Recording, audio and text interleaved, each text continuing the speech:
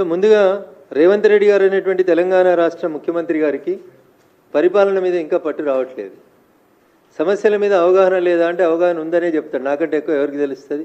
నలుగురు మేస్త్రీలు పెట్టుకుంటే నేనే గుంపు మేస్త్రిని అవుతా అని చెప్తాడు. మరి ఆ గుంపు మేస్త్రి గారికి కింద గైడెన్స్ ఇస్తున్న వాళ్ళు ఎందుకు కరెక్ట్ గైడెన్స్ ఇస్తలేరో నాకు తెలియదు. 200 యూనిట్లు అంటే క్లియర్ కనబడుతుంది. 1 నుంచి 200 యూనిట్లు కాని వాళ్ళందరికీ ఫ్రీ ఇవ్వాలి. దానికి పెద్ద క్యాలిక్యులేటర్లు, కంప్యూటర్లు, సోనియమ్మలు, రాహుల్ గాంధీలు, ఆక్స్ఫర్డ్లో చదువుకున్న మేధావులు అవసరం లేదు. ఎవరికైనా ఏ ఇంటికి పోయినా ఎన్ని యూనిట్లు కాలిందో ఆడ మీటర్ చూసి చెప్తారు. కాబట్టి 200 ఇస్తామని చెప్పి 200 యూనిట్లకు కూడా ఇవ్వకపోవడం అనేది దురదృష్టకరం. వీళ్ళు అడుగులు తడబడుతున్నాయి. కేవలం అధికారంలోకి రావడానికి ఆగమాగం మాట్లాడిర్రు, నోటికొచ్చింది మాట్లాడినరు.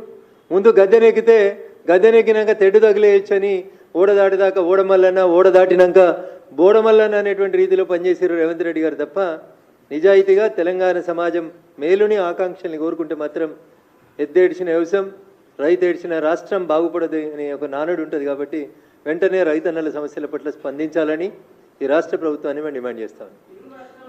భారత రాష్ట్ర సమితి అనేటువంటి పార్టీ తెలంగాణ ఆకాంక్షల పేరిట 10 సంవత్సరాలు అధికారంలో ఉండి, అధికారంలో ఉన్న 10 సంవత్సరాలు తెలంగాణ ప్రజల ఆకాంక్షల్ని పట్టించుకోకుండా, తెలంగాణ ప్రజల అవసరాలని గుర్తించకుండా ఎంతసేపు నీళ్లు, నిధులు, నియామకాల పేరిట చేసినటువంటి వాళ్ళ వ్యక్తిగతమైనటువంటి స్వార్థ ప్రయోజనాలు తప్ప 10 సంవత్సరాల్లో 5 సంవత్సరాలు గౌరవనీయులు చంద్రబాబు నాయుడు గారు ముఖ్యమంత్రి ఉన్నారు, 5 సంవత్సరాలు జగన్మోహన్ రెడ్డి గారు ముఖ్యమంత్రి ఉన్నారు. ఏ రోజు కూడా నిన్న హరీష్ రావు గారు మాట్లాడినటువంటి ఈ 7 మండలాల గురించి కానీ, లేదా ఆంధ్రప్రదేశ్కు పోయినటువంటి సీలేరు ప్రాజెక్టు గురించి కానీ ఏ రోజు కూడా చంద్రశేఖరరావు గారికి ఇంట్రెస్ట్ లేదు. రోజమ్మ ఇంట్లో తిన్న రొయ్యల పులుసు మీద ఇంట్రెస్ట్ ఉన్నది తప్ప ఆయనకి రోజమ్మ ఇంటికి పోయినప్పుడు మరి 7 మండలాలు ఏంది, ఈ ఊర్లు ఏంది అనేది ఒకరోజు కూడా మాట్లాడేందుకు ఆయనకి ఇంట్రెస్ట్ లేదు. ఇంటికి పిలుచుకొని జగన్మోహన్ రెడ్డి గారిని అలాయి బలాయి చేసుకోవడానికి అవకాశం ఉంది కానీ 7 మండలాల గురించి, ఊర్ల గురించి మాట్లాడరాలేదు.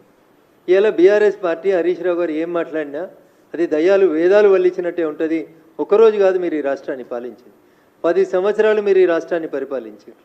ఆ రోజు ఏ పరుగునున్న ఏ ముఖ్యమంత్రితోటి కూడా సత్సంబంధాలు పెట్టుకోక అంతా తానే అన్నట్టు, అంతా మిథ్య అన్నట్టు ప్రవర్తించి ఇప్పుడేదో శుద్ధులు చెప్తా ఉంటే హరీష్ గారు మీ మాటలకి తెలంగాణ సమాజం శాంక్టిటీ ఇవ్వదు, మిమ్మల్ని గుర్తించదని చెప్పి ఈ సందర్భంగా సిద్దిపేట ఎమ్మెల్యే గారికి తెలియజేయదలుచుకుంది.